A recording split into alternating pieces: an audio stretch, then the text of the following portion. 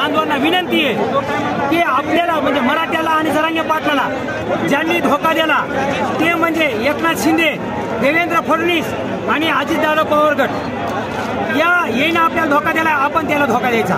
मग ज्या ठिकाणी महाविकासचा उमेदवार निघाल त्याला मतदान करू, एमआयएमचा निघाल त्याला उमेदवार करू, वंचितचा निघाल त्याला उमेदवार करू, पण आपण भाजपचे मेहरबानी करून भाजपचे खासदार आणू नका। का? कारण ज्यावेळेस भाजपचे खासदार जर निवडून आले तर देवेंद्र फडणवीस आणि भाजपची टीम छाती ठोकपणे सांगत की आम्ही ओबीसीच्या जीवावर निवडून आलो, म्हणजे मराठी सगळे खुश झाले।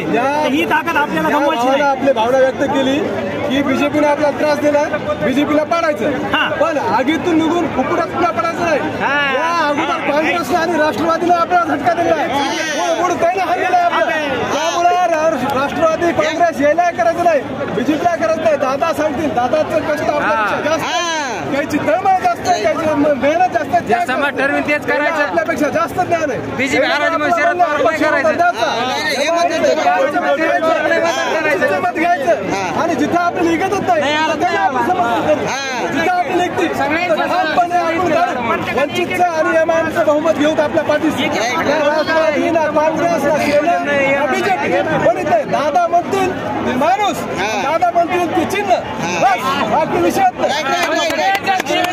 दादाला धोका दिलेला आहे,